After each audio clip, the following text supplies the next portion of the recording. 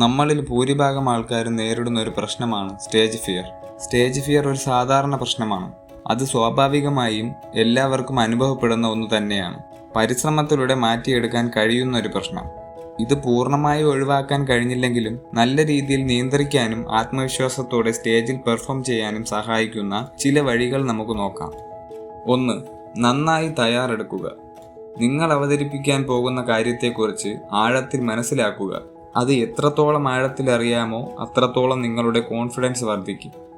പ്രസംഗമോ അവതരണമോ നന്നായി പഠിക്കുകയും പരിശീലിക്കുകയും ചെയ്യുക. കണ്ണാടിയുടെ മുന്നിൽ നിന്നോ സുഹൃത്തുക്കളുടെയും കുടുംബാംഗങ്ങളുടെയും മുന്നിൽ നിന്നോ പരിശീലിക്കുന്നത് വളരെ നല്ലതാണ്. നിങ്ങളുടെ ശരീരഭാഷയും ചലനങ്ങളും ഇതിലൂടെ മെച്ചപ്പെടുത്താം. 2. പരിശീലനം. എത്രത്തോളം പരിശീലിക്കുന്നുവോ അത്രത്തോളം കോൺഫിഡൻസ് വർദ്ധിക്കും. നിങ്ങളുടെ പ്രസംഗം അല്ലെങ്കിൽ അവതരണം പല തവണ ഉറക്കെ പറഞ്ഞു ശീലിക്കുക. ഇത് നിങ്ങളുടെ ഓർമ്മശക്തി മെച്ചപ്പെടുത്താനും കൂടുതൽ സ്വാഭാവികമായ കാര്യങ്ങൾ പറയാനും സഹായിക്കും. 3. Breathing exercise.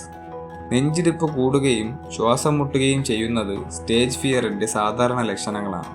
ആഴത്തിൽ ശ്വാസം എടുക്കുകയും പുറത്തുവിടുകയും ചെയ്യുന്നത് ശരീരം ശാന്തമാക്കാൻ സഹായിക്കും. 4-7-8 ബ്രീത്തിങ് എക്സസൈസ് പരീക്ഷിക്കാം. 4 സെക്കൻഡ് ശ്വാസം ഉള്ളിലെടുക്കുക, 7 സെക്കൻഡ് പിടിച്ചു വെക്കുക, 8 സെക്കൻഡ് കൊണ്ട് പുറത്തുവിടുക. ഇത് നിരവധി തവണ ആവർത്തിക്കുക. 4. Positive thinking. എനിക്ക് നന്നായി കഴിയില്ല, തെറ്റുകൾ ഞാൻ വരുത്തും എന്ന തരത്തിലുള്ള നെഗറ്റീവ് ചിന്തകൾ ഒഴിവാക്കുക. പകരം എനിക്കിത് നന്നായി ചെയ്യാൻ കഴിയും, ഞാൻ നന്നായി തയ്യാറെടുത്തിട്ടുണ്ട് എന്ന് സ്വയം പറയുക.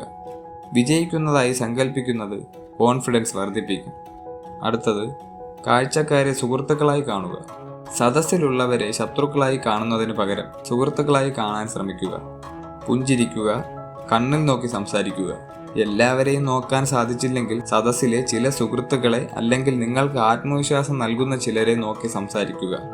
അടുത്തത്, ബോഡി ലാംഗ്വേജ് ശ്രദ്ധിക്കുക. നിവർന്നു നിൽക്കുക, തോളുകൾ പിന്നോട്ട് വലിക്കുക. കോൺഫിഡൻസ് ഉള്ള ബോഡി ലാംഗ്വേജ് സ്വയം കോൺഫിഡൻസ് നൽകാൻ സഹായിക്കും. കൈകൾ കെട്ടിപ്പിടിക്കുന്നത് ഒഴിവാക്കുക, പകരം സ്വാഭാവികമായി ചലിപ്പിക്കുക. അടുത്തത്, ചെറിയ തെറ്റുകളെ അവഗണിക്കുക. ആരും പൂർണ്ണരല്ല. ചെറിയ തെറ്റുകൾ സംഭവിക്കുകയാണെങ്കിൽ അത് കാര്യമാക്കാതിരിക്കുക. ആരും നിങ്ങളിൽ നിന്ന് പൂർണ്ണത പ്രതീക്ഷിക്കുന്നില്ല. തെറ്റുകൾ സംഭവിച്ചാൽ പോലും ചിരിച്ചുകൊണ്ട് മുന്നോട്ട് പോകാൻ ശ്രമിക്കുക. അടുത്തത്, ശ്രദ്ധ മാറ്റുക. നിങ്ങളുടെ പേടിയിൽ മാത്രം ശ്രദ്ധ കേന്ദ്രീകരിക്കുന്നതിന് പകരം നിങ്ങൾ എന്ത് കാര്യമാണ് അവതരിപ്പിക്കുന്നത്, അത് എങ്ങനെ സദസ്സിന് ഉപകാരപ്രദമാക്കാം എന്നതിൽ ശ്രദ്ധ കേന്ദ്രീകരിക്കുക. മറ്റൊന്ന്, പരിസരം മനസ്സിലാക്കുക. നിങ്ങൾക്ക് അവതരിപ്പിക്കാനുള്ള വേദി മുൻകൂട്ടി സന്ദർശിക്കുന്നത് അവിടെയുള്ള സാഹചര്യങ്ങളുമായി പൊരുത്തപ്പെടാൻ സഹായിക്കും.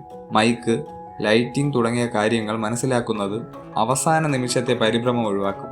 ഇനിയൊരു കാര്യം, ദൈനംദിന ആരോഗ്യശീലങ്ങളാണ്.